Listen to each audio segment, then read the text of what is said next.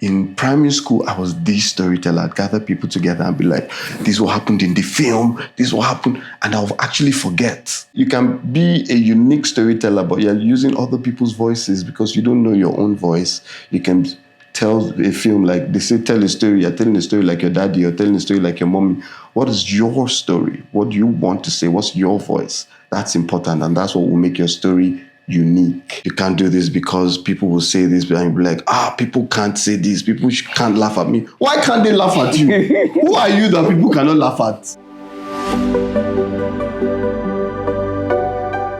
Welcome to another episode of the Good News Niger podcast. My name is Desmond Eboekunwe. Today we have the pleasure of diving into the world and life and career of one of Nollywood's most dynamic talent, Daniel Etim Effiong. Daniel is not just an actor, but a storyteller who's made significant strides in the Nigerian film industry. From his early beginnings to his impactful projects, Daniel's journey is a testament to the power of passion and perseverance. This episode offers viewers and listeners valuable insights into his early life, family, filmmaking career, and the broader potential of filmmaking as a platform for cultural transformation, empowerment, and economic development. You'd enjoy this podcast.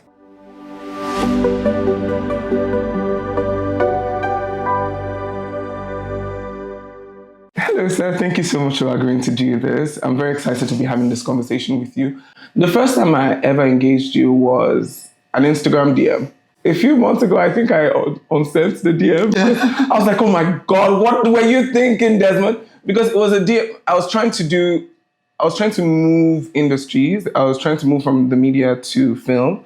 And then I think it was 2021. And then I wanted to make a film. And then I was like, so my friends just raised, we're thinking to raise a budget of like $1 million and just shoot the film. And then I wasn't sure how to do it. So I sent you a DM. I was like, oh, this is what our budget is. And the budget was stupid. I was like, oh my God, how dare you? So you didn't even respond. Not going back, I was like, you didn't even grant this type of, because the budget was, I think it was 100K for a feature film. I was like, not looking at what film is, I'm like, Desmond, this is so embarrassing. I wouldn't even have responded to that if I was the one. So now looking back at how the industry has grown over these years, how excited are you about the possibilities that there is for the different things that you do in Nollywood, which is you directed a film this year. You also are the leading man in Nollywood, acting. And then producing, you also have producing under your belt as well. So what are you most excited about the film space in Nigeria? Well, thank you, first of all. Okay. Yeah, now that you mentioned, I think it's very interesting that you had sent me that DM. But on the flip side, there's really nothing wrong with that. Shoot your shot. I really believe in shooting your shot. Go for it. The worst that can happen is you get to know, or like me, you won't get a response. But it's part of the process, and I'm a firm believer in the process. Brings me to your question.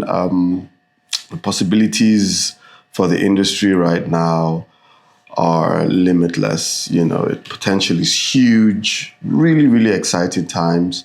With the rumors of the streamers leaving and all of that, I see it as a blessing. I don't see it as, a problem at all. We existed before the streamers came and will continue to exist, even if they decide to pull back. So yeah, I've always loved storytelling and believed in the impact of storytelling to shape culture, and with the industry as it is right now, it's in a great place. We have the guys who have built the foundation. We have the younger ones who have come on board that foundation and are doing amazing work. And then we have the even younger people, or even like not mainstream people, who are doing amazing work in what I would, like to attempt to call like alternative Nollywood, so there are different voices. And the great thing is these voices are thriving in all the different areas of the industry. And the industry has created countless number of jobs, contributed to the GDP of the nation, so it's a beautiful time to be in the industry. Okay. So I hear this about the industry, but for you, who moves across plays around all the major departments in film, if we're looking for a top film, you're there as an actor. If we're trying to make a film, you're also trying to push the industry by making ambitious films as a director or producer. So now looking at Nollywood from where it is and how it almost feels like Nollywood is at a place where all hands needs to be on deck. What is that department of film that you think that you need to really play in more to push Nollywood to the place it should be? I really used to believe that you had to, I had to be a director, to have that level of control that I really wanted. At first, it started with just that love to tell stories, whether it be writing or performing in the stories or directing or producing. I just wanted to just be part of the industry. And then that passion has grown and has come full circle to a place where I just I'm not just satisfied just playing anything in the industry. I want I want a level of control to the storytelling. So it will be somewhere between, it will be producing your own story, producing your own film, honestly. And then creative control would be directing. But if you move the die a bit and put it somewhere in the middle, it would be creative producing, as it were. So for me, that's where I'd love to position myself, the creative producer, so that you're bringing all the elements together to tell your story, but you also have massive creative input in the telling of that story as either a director, so you're a producer-director, or just a producer that's working with the director, but also has creative influence. Okay. You worked in a studio setting, which is your time at Danny, and how was it like transitioning from that? Because a lot of the time I'm still a rising producer, and then I still get a lot of people like, hey, my producer, when do you give me work? So I can imagine that when you had that type of job and it felt like you had like a lot of control for the types of stuff that went on there, and then you were also trying to craft the type of stories. How difficult was it for you to transition to the other side, which is exciting and also helped build a lot of the brand, because people would almost forget the people behind the scene, but then you've also now transitioned to the person who's on screen. How easy was it for you to transition between both the exciting behind the scene part of having that control to now being the guy who is on screen? So I think it came very organically. I think, so it started with storytelling for me, always, telling myself stories, telling people stories. And then the quickest way into entertainment for me was acting. So I was a 9-to-5 engineer in the oil and gas sector, but it was easy for me to perform on weekends, to go on set, to take a quick leave here and there, casual leave to go act here. So that was my way into the industry. That's the way I found, through acting. So I've always acted part-time. And then when I was making the switch, when I was going from full paid employment in engineering to full-time, I'm getting my money fully from the industry, I was scared, to make that switch. So I felt getting a 9-to-5 in the entertainment industry would be soft landing for me. So I had the acting in one bag, but that acting made me a bit it was because it was very unstable, made me scared, because I was coming from a very structured, corporate world to the erratic art space. So I wanted something that was structured. So I applied for and got the job as a content producer with Ndani TV, which is what you're referring to.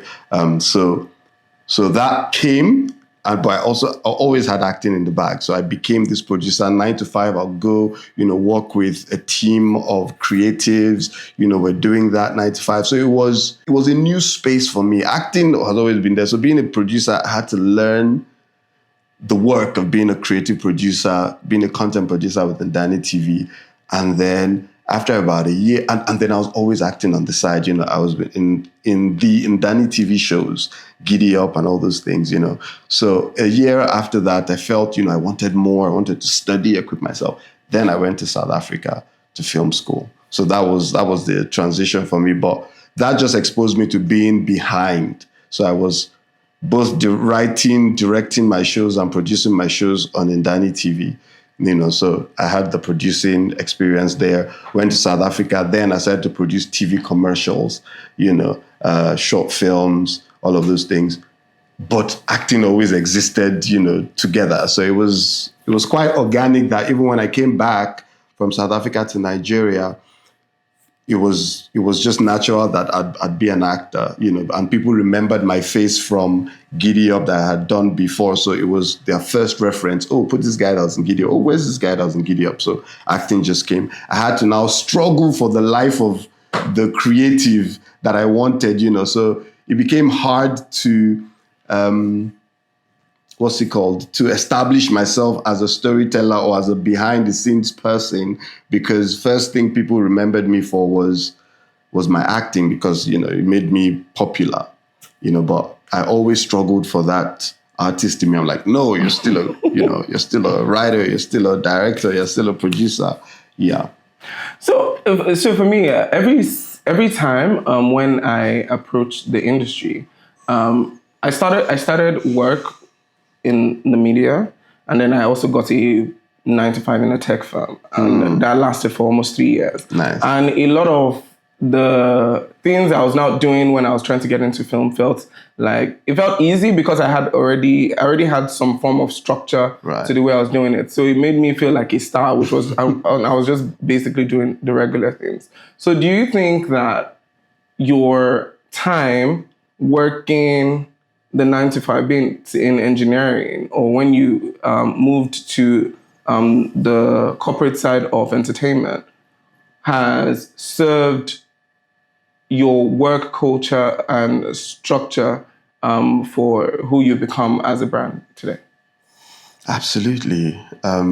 Like you would know, there's a discipline that the corporate world instills in you that you can't unlearn. You become aware of the matrix that controls real life. Like you have people sitting together and talking in a talk show, but behind us is a lot of things that that have to be controlled to produce this. So I think working in corporate just makes you ask those questions, ask the right questions, and immediately your brain starts to figure out the answers. I think that's a discipline that corporate gives you.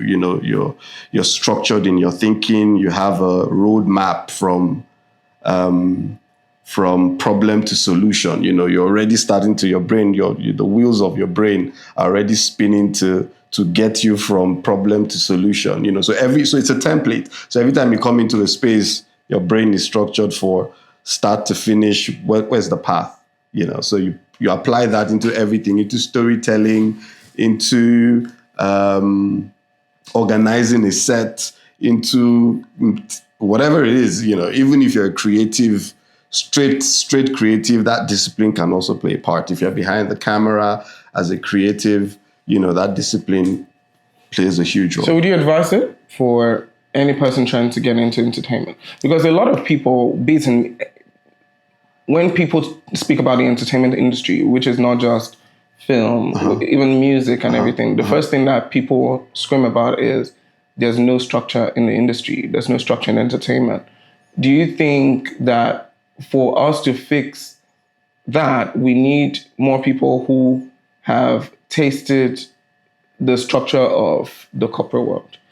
I wouldn't say I'd advise it for people to do that, to go through that path. There are different paths in life.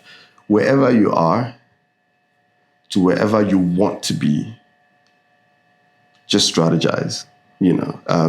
If you think doing corporate will take you there faster or get you there better, then go that path. If you think maybe not, you want to do what is called, I forget what it's called, but it's a form of apprenticeship. If you want to learn on the job, you just want to sit down at a master's feet and learn, that's also valid. That path is also valid and time proven that it works, so you can just learn the discipline directly from the sensei or from the master, directly, you don't have to go through corporate. So the paths are different. But what I'll say is, yes, the industry does need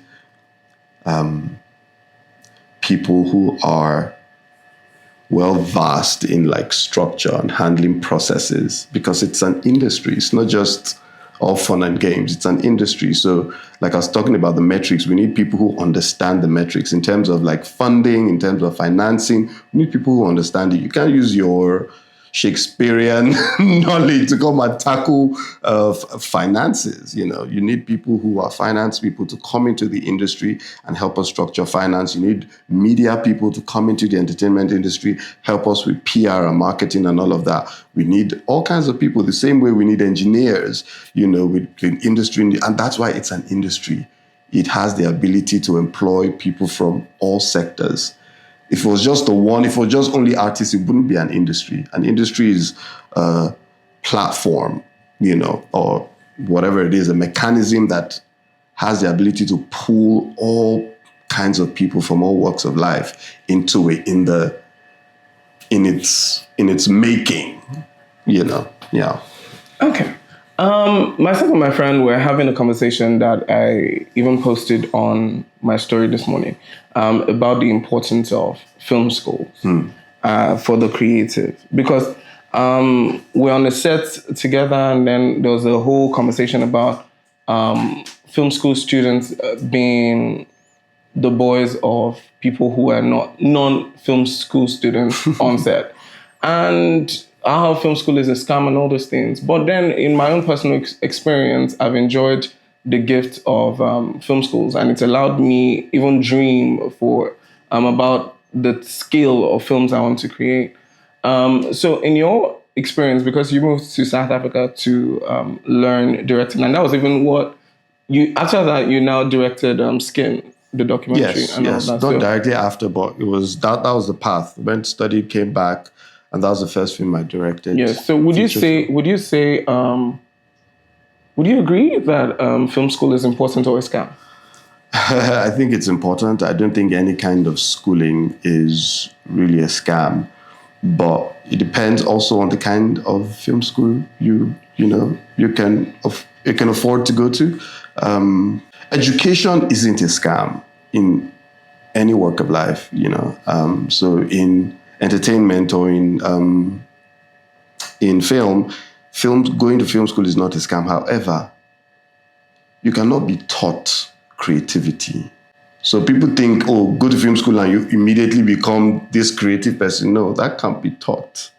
Everyone is born with an innate creativity. What you can be taught is how to release it, how to express it, and then you're taught, like the film school I went to, you're taught how to recognize your voice as a creative and how to use it.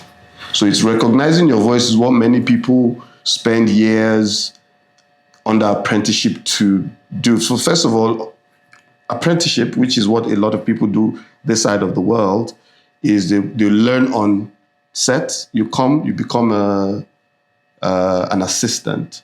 Then you grow into maybe a senior assistant. Then, you follow through the cadre, and then you become a master yourself. That's how it works, which is not invalid. That's a valid form of education. It's not just what we know. It's not just the conventional education, but it's a valid form of education if followed properly. It's the same thing in South Africa. You would study film, And you won't immediately become a filmmaker. In South Africa, you study film, you have to sit down and be a researcher for almost 10 years before you can actually direct a film. Yes. So it's not just go to film school and become a director. No. Like, you have to learn, and that's what we also do in Nigeria. But people skip. People try to skip it because Nigeria doesn't have structure now. You want to cheat the system. So lots of people do that. But if you really follow traditionally the bedrock of Nollywood and how Nollywood was created, and you know that Nollywood was really created by traders from the East. And they already had that system, right? A master trader will come and say, this is how I want to do this business. He'll bring his boy. His boy will learn the business for some time and then become a master. Do you understand? So that's an education. In other places where they have proper structure, that process is still there. It's just that you go and learn from different masters in school. You graduate after learning, and you don't immediately become a master. You start doing what is called research, or you do something else before you grow through it, or they are attached. They might call it shadowing. As a director, they might attach you to an experienced director to shadow for a while. Then you become. So I wouldn't say one is better than the other. It just depends on the individual. How you learn. Some people learn better, on set, hands-on type learning. Some people learn better in a structured environment. They want to learn from school. They are self-starters. So you tell them one thing in class, they'll go and research. If you go to film school abroad with Nigerian mentality, I don't think you really make it to. Because the Nigerian mentality, I mean the Nigerian educational system, you just go and keep quiet and listen to your teacher. Your teacher will tell you whatever, you repeat the same thing and go home, then you learn it, you memorize it, and you go and pour it out. That's not really how to really get the best from film school. You want to be, it's about recognizing your voice. It's about teaching you how to unleash creativity. That's what film school does. That's what the right kind of film school will do to you. Then you can support that with just every other thing, history of film, techniques in directing, techniques in writing. All those things are great. You can learn all those things and still be a poor storyteller, because techniques it's not about technique. It's about marrying both. You have the talent and then structuring that talent with the technique. So you need both. So what would you say were the talents that prepared you for directing skit? Like I said, I was always a storyteller. I remember telling stories. So first, everyone, remembers their childhood of, having toys but mine was interesting because I would actually daydream these stories, which every child does, but I think I never lost that, because in primary school, I was the storyteller. I'd gather people together and be like, this is what happened in the film, this is what happened, and I'll actually forget. And then I'll pause and I'll see everybody looking at me. So what happened next? And what I immediately would do is I'll just start making up these stories because I don't remember, and I see their faces. I can't disappoint them. So I'm immediately making up the stories on the go. Oh, that's how this guy now, attacked this guy. And they'll be like, wow. And then when I can't go on any further, I'll be like, okay, and then maybe NEPA just took lights and I didn't finish the film. I'll be like, no. I'm like, really? Or I'll be like, and then they had a commercial break. I'm like, They'll be like, commercial break? What's commercial break? I'm like, those things that happen on TV when you're watching a film, all this while I'm just trying to think of the next act or think of what to put there, Yeah, so it was always part of me, my development. Then I found an outlet for that in acting from a young age. I was always acting school dramas and things like that. And then, discovered acting, although I was an engineer, studying engineering, but I always acted in church, always had, opportunities to express myself that way, So, and then that storytelling gift was there. What it needed was just, structure now. teaching me how to really believe my voice as a creative, because you can be a unique storyteller, but you're using other people's voices because you don't know your own voice. You can tell a film, like they say, tell a story. You're telling a story like your daddy, you're telling a story like your mommy. What is your story? What do you want to say? What's your voice? That's important, and that's what will make your story unique, So there's that. There's also teaching you the structure, how to tell the story, 3-act structure, all those basic things, basic elements that everyone should learn, and you learn it, either you learn it from the books or you learn it from watching someone tell a story. You have to learn it. Those are the structures. Then you learn it, then you can break it and go, I don't need the rules, but you have to learn it first. You go, I don't need the rules. This is how I want to tell the story. And you're like, okay, but first you learn it, then you unlearn. Pretty much. That's how it worked for me. So, still on Skin, how important was it for you to be a part of that story? It was an important story to be told, the importance of skin and all of that, and bleaching and all of those things at the time. So how important was it for you to be yoked in that story and to tell it? I think it was providence. Beverly had just approached me at a time when I had a lot of time. If it happened at the time I was busy, I probably wouldn't have taken it. But it happened, we're out of town. I think we're in Bonny. We're performing on a stage play together. And one of those nights after the stage play and, we're all just chilling, she said, oh, Daniel, I wanted to mention something to you. And I'm like, yeah, go ahead. And she told me about this idea that she had of telling a story about colorism. And she couldn't decide if she wanted to do a documentary or if she wanted to do a web series. And I said, oh, man, that's a great idea. I love impact storytelling. That's my because I got into these things in entertainment in the first place because I believed in the power of story to inspire people, right? So impact stories, I love them. So she told me, and I'm like, oh, I think you should do a documentary. Because documentaries, for me, at the time, I thought documentaries would give you more room to play with creatively. Web series, narrative fiction is quite restrictive. And so she agreed. Then we started to work on the story together. Then I started to write. Then we started to craft it together and follow that whole process. But it came to me, and I do believe that stories come to you, and if your heart is prepared for the seed of the story, then it will germinate and it becomes bigger, and blossoms into this, what we all call the finished product now, and really it continues on and on and on. The conversation continues. Did you know that it would become all it became at the time? So it's a seed. So it always has the potential. So when I hear a story, there's that potential. So you recognize that potential and you go, I want to invest in this because it has the potential to be more, So you put your investment in it. So it's a combination of the idea, which is the seed, and everything you put into it, the ground, the watering, the nurturing, all of that. But in that seed is the potential to be all of this. So all great stories have that. It just depends on whose hand it is in.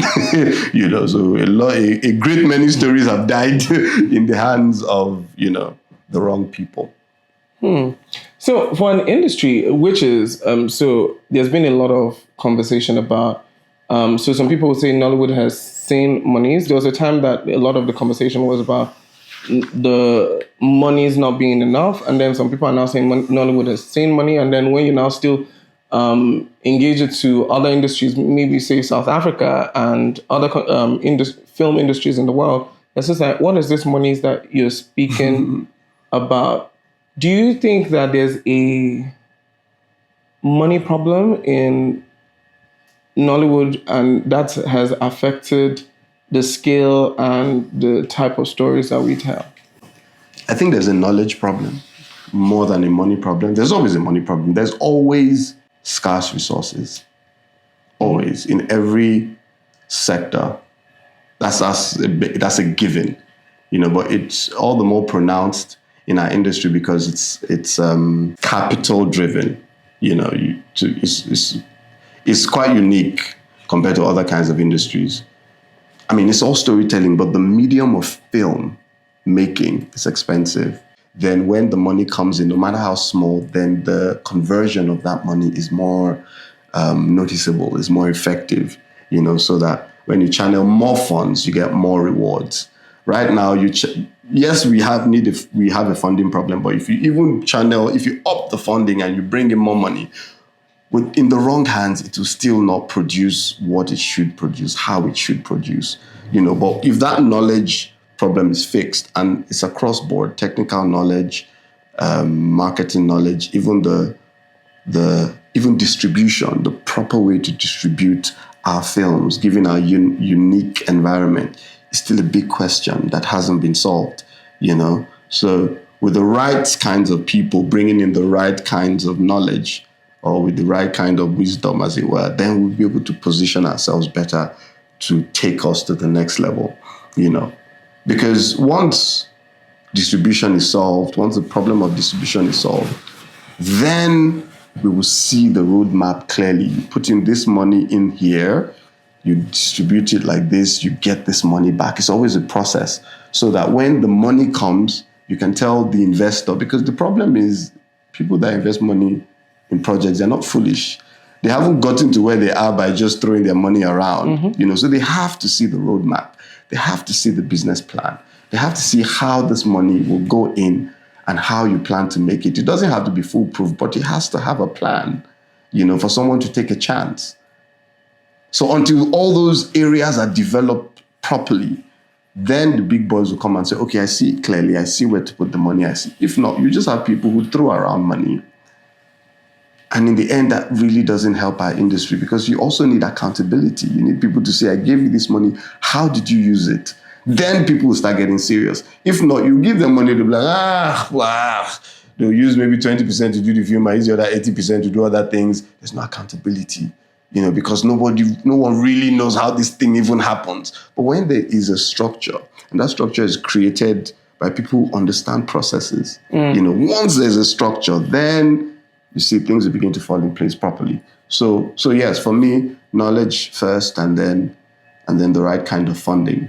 And it's funding that stays, not funding that it's not, because filmmaking is not, how do I put it? It's not real commerce. Like you want to go into the marketplace and say, take this money, give me this money. No. It's a kind of place that you come in with your money to stay, right? It's not.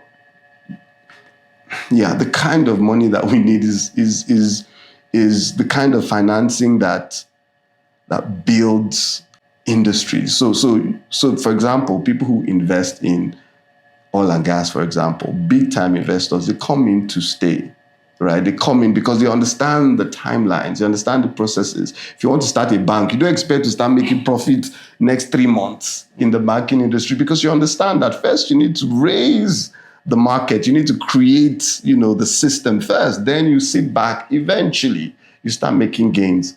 Those are the kinds of people that we need in the industry, not people that will force you after making your money, give me my money right now, next month. But no, that's not how it works, Wouldn't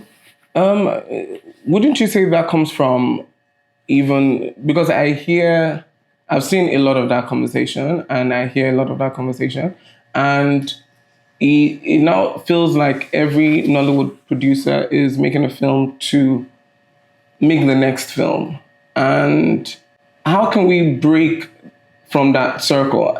I only know, if I really think about it, I only know like a few people who seemingly feels like they've broken out from that mold, and then it now even shows in the way they... From rent seeking. It's not rent seeking. You're doing it just to pay your rent. Yeah, so it now feels like there are just a few people who've broken out of that mold, and it also doesn't make sense to the people, because now when you see a pitch deck of a producer, I try and see pitch decks of people who've gone before me. It's just, and then you just see them say, oh, worst case scenario, we'll make this. I'm like, how did you get this up? So you're like, oh, we need 60 million, but then worst case scenario, we'll make 120 million. How?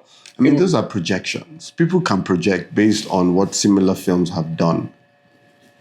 It's a projection. You don't see the future. You can only project based on the precedents, right? So you forecast and you say, this film has done this film, that film has done that film. if we do this level, we can do this because we have a limited number of cinemas. If we are able to fill these cinemas to 80% capacity, this is the money we'll make, projections. Your film might do a lot more, your film might do a lot less, but projections. And that happens in all industries. In oil and gas, you project and say, we believe that the oil is here based on the testings. We project that if we drill and get this oil at this time, we'll start harvesting the oil or milking the oil, and then we'll get our money. Still projection based on other projects that we have done. This is how we believe this project will play out. Mm-hmm. When the funds come in, it could be that way. It could be totally different. You could hit a dry well. You could have a blowout and everything will go up in flames. You don't know, So you project and you take a calculated risk. And that's what investors are. They calculate the risks and they go, okay, I'll invest based on the risk. High risk, how do they say it? High risk, high yield. Low risk, low real yields. Yeah. So do you think that is enough for... Because I still see a lot of investors, which is why we don't have a lot of investors try. And then there's usually a cap for how the extent of monies that these investors bring into the table. So, for example, Black Book that published its finances and some of the people who invested in this film is about $1 million. Mm-hmm. But we don't, and that feels like the biggest that we've done in a while, aside stories like Oloibiri and all those ones that were co-productions and all of those. Mm-hmm. So why is it now difficult to, because there are some of these films that have done these templates, but then it now feels like there's a glass ceiling to how high you can dream because of the monies you'd get back. Be from, see, if you're going to go through the cinema route and the streaming route, it feels like there's this glass ceiling. So you know that unless you are like a funke who's going to be dancing 6 months before, you might not necessarily make the 5 billion. Yeah, it's because the potential of the industry hasn't been harnessed. That's really the issue.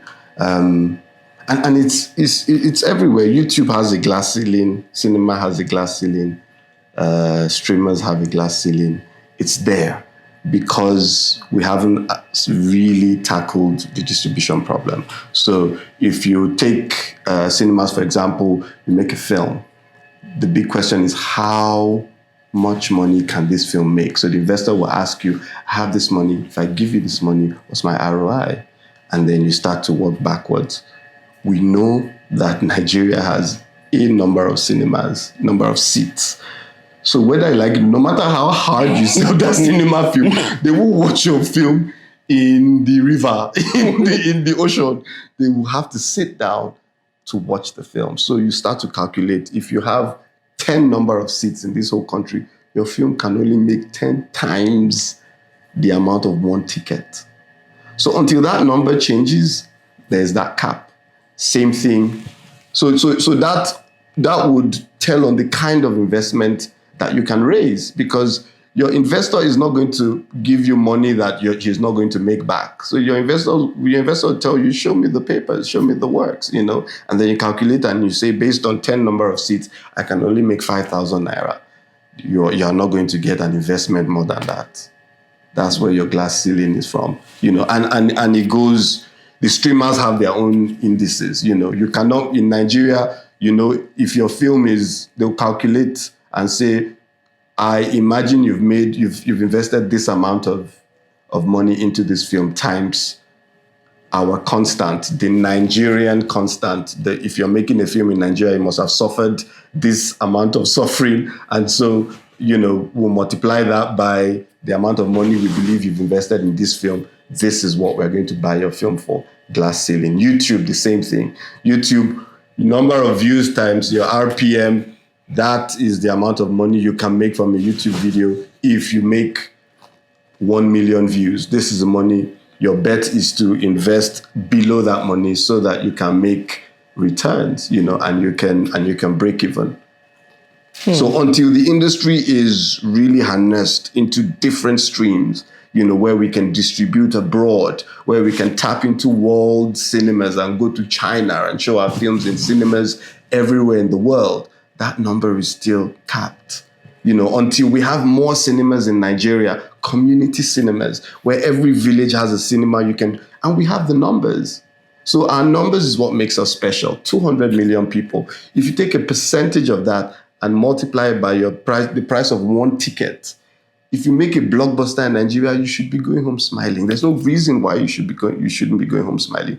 And so people will calculate back and say, to build community cinemas, we need X amount of money because you need to power these spaces. We don't have constant power in Nigeria. So by the time you calculate this price of diesel, then you know that, okay, I'll spend this amount of money to build X amount of cinemas. How much will I make back over the years from this investment?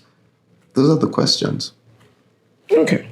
That was answered very beautifully. I want to now ask from how has your personal experiences, be it from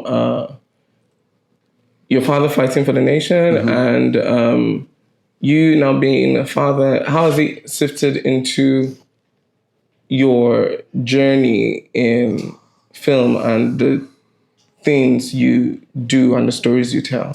Ooh, thank you. That's a beautiful question. It boils down to the question of knowing your voice, as a storyteller, what kind of stories. And the business of storytelling is the business of creating meaning. So you've experienced the world in a certain way.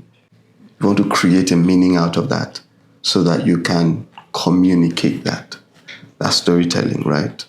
In the cave days, a man would go and see a monster, or farmers, 5 hunters would go into the woods and see a monster. The monster would kill 4. Then one would be remaining and come back to the village and will have to narrate what happened. They didn't have a camera. They had their voices. So they say, you would explain, communicate your experience to them. And depending on how you communicate it to them, they might feel powerful. Let's go and kill the monster. Or we are so scared, we're all going to die. Let's run. Yeah. And then people run. So that's caveman storytelling. Fast forward several years after, your life experiences is what is the lens through which you filter your stories. So how I was raised, how I grew up, learning about my father, learning about what happened to us as a family, what happened to us as a nation, that just informs the kind of stories that mean a lot to me. And even when I'm take for example, a romantic story, it is filtered through the melancholy of loss. It's filtered through the experience of loss, of heartbreak. So when I tell a love story and I want to tell the story of the heartbreak, it's deep because I've experienced life deeply compared to someone else who, has experienced life differently. And his reaction or her reaction to it. Someone else must have experienced life deeply, but the reaction to it is one of like, let's move on. Life must go on, man. I can't think of this too much. Do you understand? So when you want to tell your story of loss and of heartbreak and of love, you'll be like, let's go, man. You broke my heart. I have to, so the story now, it now shapes differently. So that's pretty much it, and to answer your question, yes, my experiences from life invariably would shape my voice, and that's why it's all unique. It's a mix of your temperament. So inner workings of your psychology and biology, first biology, right? And then your experiences, the psychology of it, your experiences will shape that voice. So it's a unique voice, a unique signature that no one else has. So when we all tell our stories, it all comes out differently and people can experience it differently. That's the beauty of, having an industry. So they're all just the different parts and the different voices. So when we all sing together, it's sonorous, it's beautiful. It's like, an orchestra, with different voices. Imagine if you had an orchestra and it's just the one voice, but we're hearing, it would be noise. That's not music. So to create music, we need your voice. We need my voice. We need all their voices to come together nicely and blend into one sonorous musical note. I hear that, but it also almost feels like just the same way a lot of our histories are evaded in secondary schools and universities. It also feels like there's that fear to engage certain themes that truly makes us feel as Nigerians, because there's the assumption that Nigerians do not want to engage those stories or would not want to connect with those type of stories. But then we've gone through different stories of trauma. There are stories of, I know a lot of my aunties, as Benin people, as a Benin person who were trafficked and had to navigate that. Or, people who left their families at the age of 15 and then had to come to a bigger city to try to make it. And those stories come from a painful place and are different. But you see a lot of people try to be politically correct that, we live in a utopia and then we don't need to tell those stories. And we need to tell stories that are more reflecting of what we think the global audience connects with. So what are your thoughts about that? I think we need all the different voices. And this is why, because you can't tell someone how to respond to trauma. We respond to trauma based on our unique psychological build. I might react to trauma and it's the same way you tell in Nigerian films, you say, in a Nigerian film, they shout. When someone dies, they be like, ah! Then you be like, that's not how people react. Now, can't you see in Hollywood films, people are more melancholic, they're more sober, but you can really, there are different ways to react to trauma. It's when there's only one way to react, that's when it will be a problem. So there are different ways to react. Now, and that's what creates the voices. So yes, we should tell trauma stories, the deep, cutting, question raising stories, to disturb the peace, provocative stories. Yes, we should do that. But those are not the only kinds of stories to tell. It will interest you to know that some of the saddest people are some of the funniest people. You can tell that there are people who have been dealing with depression who are the greatest comics. So that's their own way of reacting to the trauma. So, and that's what creates the different, it's like a kaleidoscope of different, colors.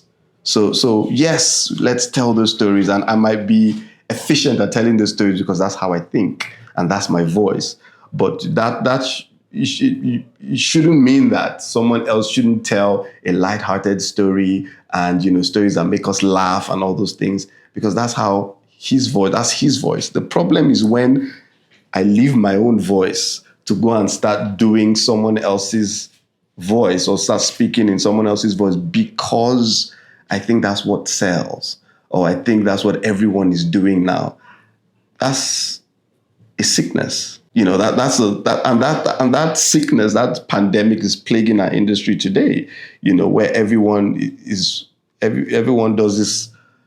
People have this herd mentality and copycat syndrome where one person does it, then before you know, everyone does it, and then one person, and then everyone does it. No, stay on your lane. Tell stories that you believe in.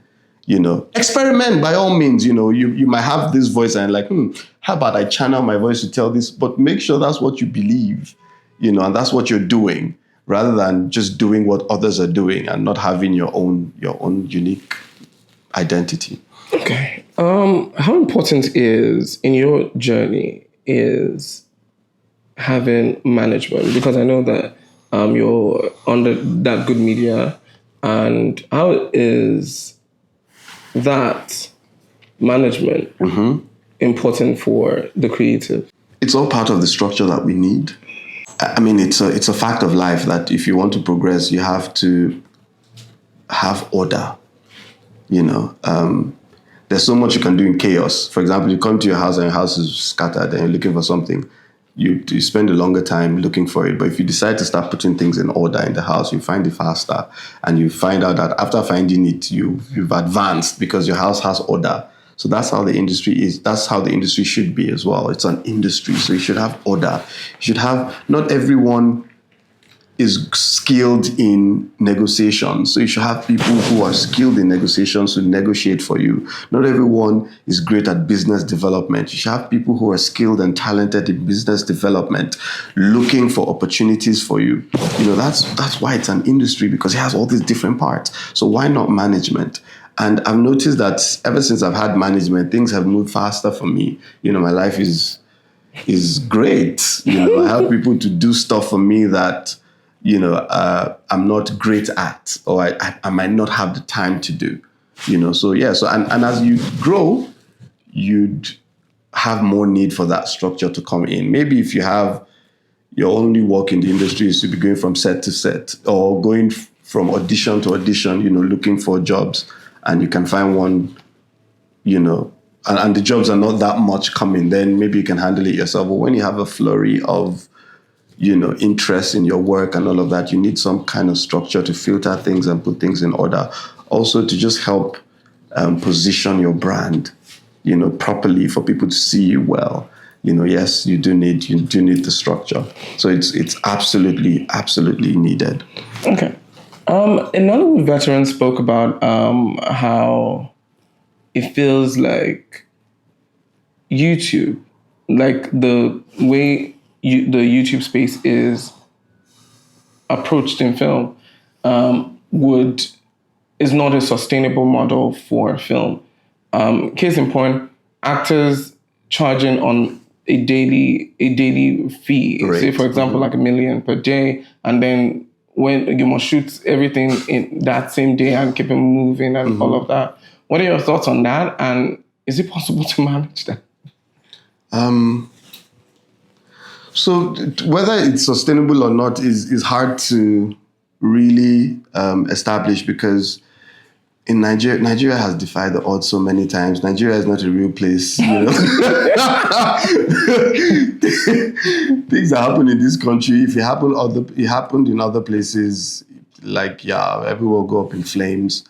But Nigeria is so unique, and the great thing about Nigeria is we are morphing as we move along, and answering our own questions, solving our own problems as we evolve.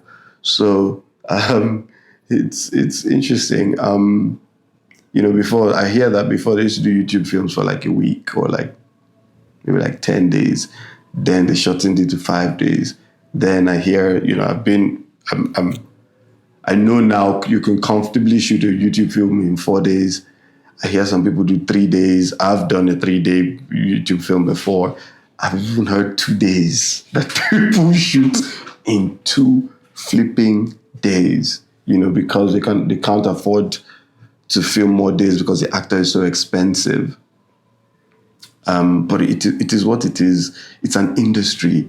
So demand and supply will solve itself. It will answer its own questions. If you don't want to employ the guy who's charging 1 million per day, employ the one who's charging 500 per day. Employ the one who's charging. But I really do believe in daily rates. You want to have daily rates, have daily rates. It's your own structure you're creating, but by all means have a structure, so that if you can't afford this guy, then you can go to this guy. It's a marketplace. So demand and supply should solve the market questions. Okay. You directed a film this year. Yes. I think my friend was also a part of the film. So how's the experience like? Listen, it was wonderful. I was at a point where I needed that outlet. I've always wanted to make a Nollywood film, but I felt I didn't have the right kind of story. I didn't have the right kind of budget to tell the story.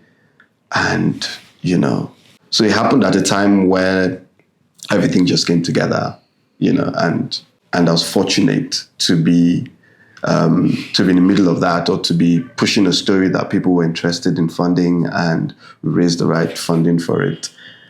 And then we started to shoot, and then Nigeria happened.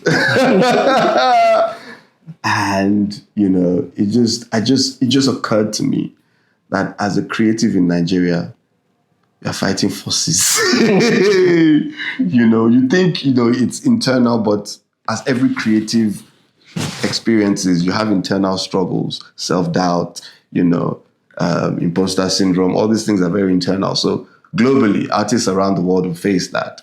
But the forces without Nigeria, when Nigeria happens to you, my goodness.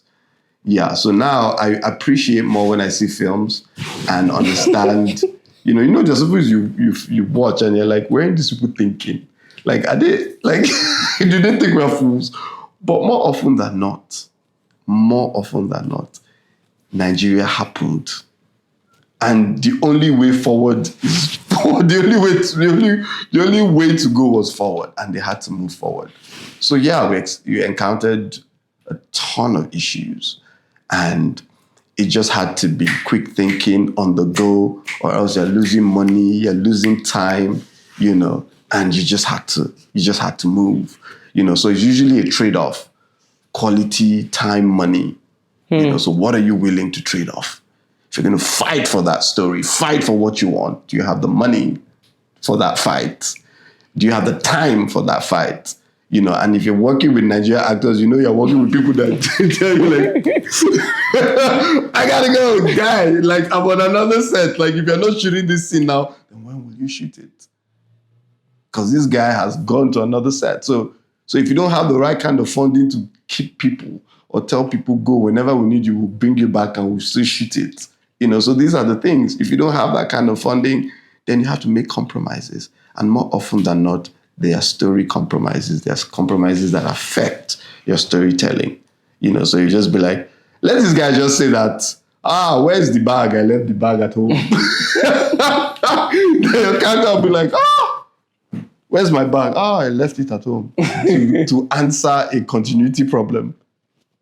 Do you understand? So these are the things. I mean, that's a weird example, but yeah. So you have to make this compare. If you don't have the right budget, you don't have the time, quality suffers. But the experience was fantastic. I live for this. So on set, I'm like, so this is why we do what we do, And yeah, we made a beautiful film. I can't wait for it to come out. And experience the world. Yeah. So for you, who has a brand that is expected, be it acting or whatever you touch, now you have a active community that would support whatever your hand touches. Does that come with some form of pressure to, say, for example, Nigeria's happening and all of that, and say you need to keep it moving on the project, and the realities of the scene? But does the pressure of this community influence some of your decisions while navigating that? Because you're like, oh, what would my people say? What would people say about my brand? How does this reflect who my brand is and all of that? Should I be very honest with you? No, that doesn't influence me. I think and those are demons. That's ego speaking. When you hear those voices,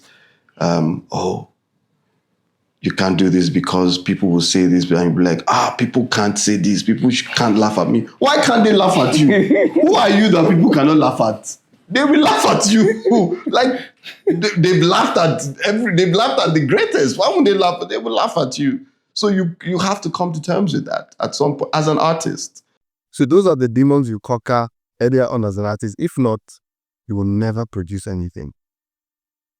If you're afraid of what people will say, if you're afraid of the people laughing, you'll never do anything. You just always, and that used to plague me. I never used to want to act because I didn't want to act rubbish and people laugh at me because I've spoken a lot about, what are these people doing? Rubbish! They can't act, all of them. Let me show them how to act. I've spoken so much about it. Then the opportunity came, and then I said to have cold feet.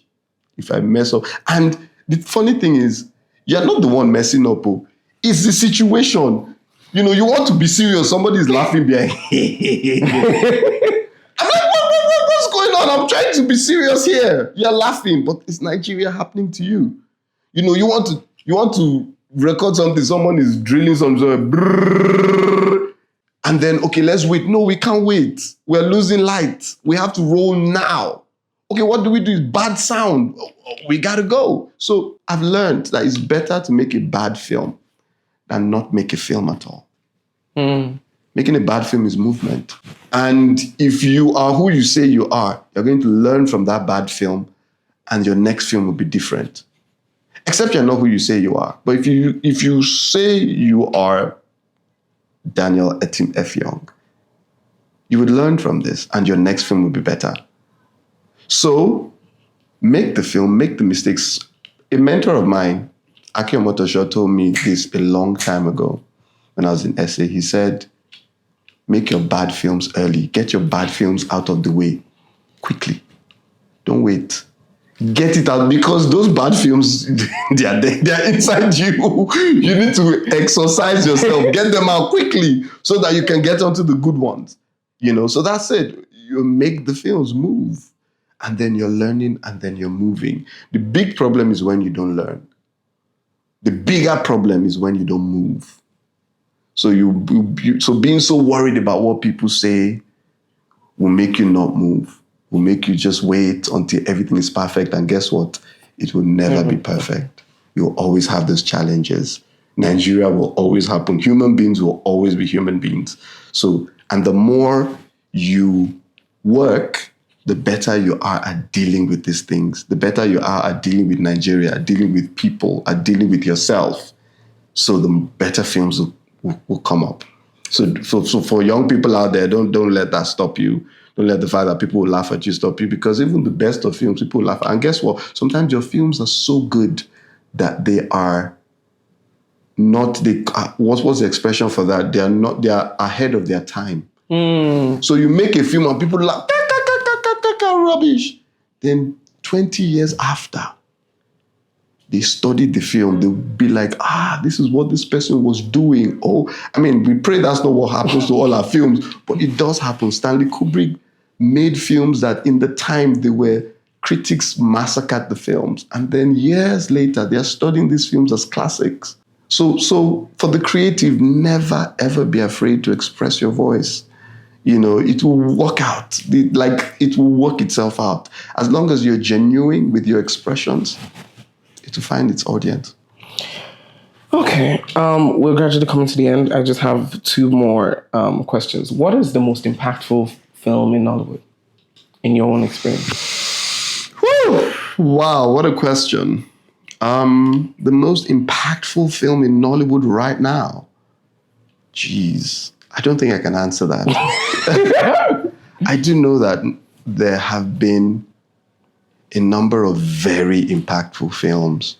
And I would give examples, right, of what I mean by impactful films. Take, for example, a film like Isoke, right, when it came out. When Isoke came out, it was culturally impactful because, first of all, we saw a romantic comedy given that platform.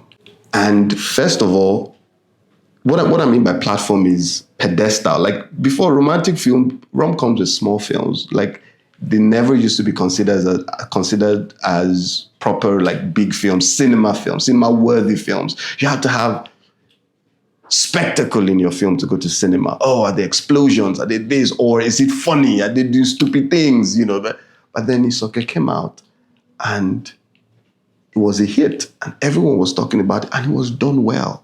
So this is a small story done very well and done with proper money. So it just opened people's eyes to like the audacity of it. And I think I'll give it to Jade Oshibere, the filmmaker. She's an audacious person. And a lot of the culturally defining films in our industry came from her because of her audacity. She doesn't take, no. I'll give you another example, still from Jade. And it's not a film, it's a series. When it came out, Giddy Up. When Giddy Up came out, there was really nothing like it. Nothing like Giddy Up at that time. And it was on the web. So these were top actors, great picture. The kind of money you spend to go to cinema, someone spent it on the web. That was mind-blowing. So films like that. When I did my short films, Crimson, at the time, nothing like it. Nothing like Crimson at that time. Culturally defining. This is a short film on Najite. Yes. Mm-hmm. Najite was in it, and Shinwa Ajayi. Yes, that's all. Skin, culturally defining. Can a documentary be like this? People are used to documentaries being dry, drab, all of that, reportage as documentaries, but is this a documentary? Wow. Can a documentary be this stylish? Can a documentary look this fine and still be a documentary? What are you guys doing? Culture defining moment, Bread of life. You make a film, make an art film, make it mainstream. Let art film be art film, let mainstream be mainstream, but you make what I consider to be somewhere in the middle and it to be a blockbuster. That's culture defining. So there are a number of films like that. King of Boys. You make a gangster crime thriller or gangster movie, Nigerian gangster movie, and it's a hit. And everyone is talking about it. King of Boys. With all the issues these films I've mentioned have, it was still impactful to the culture. And what I mean by impactful is, or how you know it is impactful, is when people start to emulate it. And people start to do things like that. Mm. That's how you know it had an impact in the industry. So what you want to do is go to the first of its kind and research them. Those are the impactful films. Then everyone do herd mentality and want to do their own version of that same thing. But when we're working at Indani, there were no skit makers, or hardly any skit makers, hardly. And then I just opened a whole industry on its own, skit making and people doing short form content and putting it on the web and all these things. Culture defining. Okay, final question would now be, how does a person trying to get into the industry find that audacity, be it to raise financing for their first film, be it a short film, or the audacity to just start auditioning as an actor to one day become that Nollywood face? How do you build the audacity? I don't know, right? And I don't even really, when you say Nollywood face, that speaks to stardom. There's no way to control that, really. I don't know any way to control stardom. And I really don't believe in it. I think it's a byproduct of our industry. But focusing on that and making that a goal will be problematic, because it's so easy to achieve that in today's world. But without substance, you're building on a faulty foundation, really. Today you can do fake bomb and fake everything and become a star overnight. But if you don't have substance, all of that is going to crash. Today you can go into Big Brother, come out after 3 months and become a star overnight. God bless Big Brother and everything that it stands for. But without substance, you self-implode, So I think the real objective should be, how can I be a master at my craft? How can I hone my craft to a point where it is, it is well developed? So for that, there's a clear pathway to that. It's identify what that thing is about you that makes you special. What your gifting is, and then work on it. So yes, everyone is born with something, with a talent, with a gift. For creative people, what is that creative gifting that you have? If you're in the industry, is it writing, directing, whatever it is, acting? So take, for example, our line of work, acting. So if you say, as an act, I believe I have the gift of acting. I want to be a master, or I want to have developed myself to this level in the next 10 years. This is how to go about it. So you invest in yourself, study, watch a lot of films, put yourself in an environment where you can learn from people, and then be patient with your process. You work hard at it, and every day you sleep, wake up, work hard, sleep, wake up, rinse, repeat. You'll find yourself closer to where you want to be. So there's no way to cheat it. It's identify what you have and work hard at it. Another great thing I might add is find someone you can learn from, get a mentor figure, watch and repeat what he does. That's the law of apprenticeship. You watch, study someone, repeat the steps this person has done, and then fine-tune it in your own way, because everyone has a unique identity. Fine-tune it to fit your own self, your own unique path, and then you get there. This person that you're looking at, that you're fashioning your life after, in time, you'll be that person, but in your own unique way.